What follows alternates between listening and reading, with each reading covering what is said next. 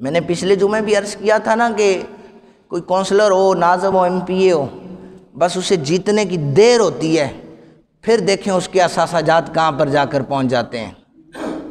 اب یہ عمل کرنے والی بات ہے، اور یہ سارا قصور ہمارا ہے۔ جب ہم کسی کو چنتے ہیں ہم ہی اسے بڑا بناتے ہیں، کل وہ پھر ہمارے ہی پیسوں پر پلتا ہے، وہ پھر اثاثہ جات بنا لیتا ہے۔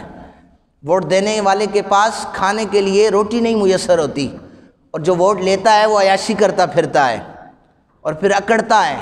سنیں ذرا وقت کے پرائم منسٹر امیر المومنین سیدنا ابو بکر صدیق کی ذات، آپ نے مسند خلافت جوئی سنبھالی، آپ نے جوئی مسند خلافت سنبھالی تو صبح ہوئی نا تو حسب دستور آپ نے وہ توڑا بھی اٹھایا اور کچھ برتن بھی اٹھائے، منڈی کی طرف چل پڑے۔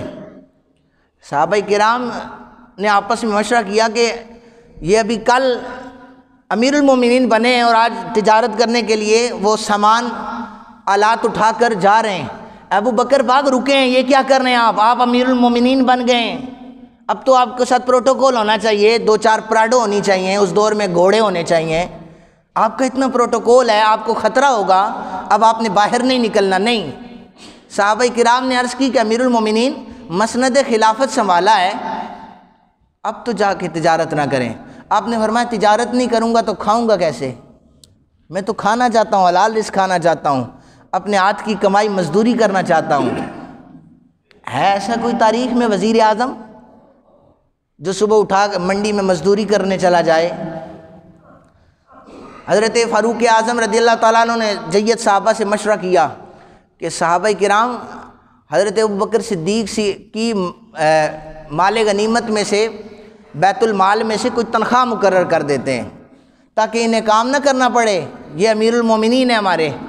تو حضرت ابو بکر صدیق رضی اللہ تعالیٰ عنہ سے پوچھا، حضرت آپ بتائیں نا آپ کی کتنی تنخواہ مقرر کی جائے، بتا دیتے نا میری اتنی تنخواہ کی جائے، جب غریب پٹرول کے لیے مر رہا ہو تو اس وقت ہمیں پٹرول فری دیا جائے، جب غریب کے گھر میں چولہا نہ جل رہا ہو ہمارے گھروں میں گیس فری آ جائے۔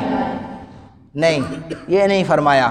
فرمایا اچھا میری تنخواہ اگر تم مقرر کرنا چاہتے ہو تو جتنی میری ریاست کے ایک مزدور کی تنخواہ ہے ابو بکر کی تنخواہ اتنی رکھ دو۔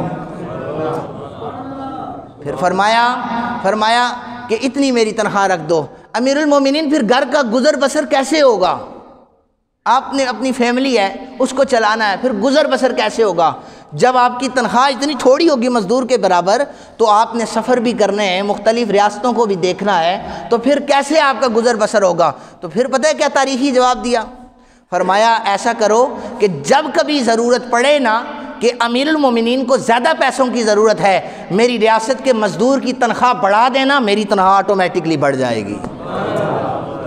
اللہ تعالیٰ ہمیں سیدنا ابو بکر پاک جیسا حکمران عطا فرما دے۔ وما علینا الا البلاغ المبین۔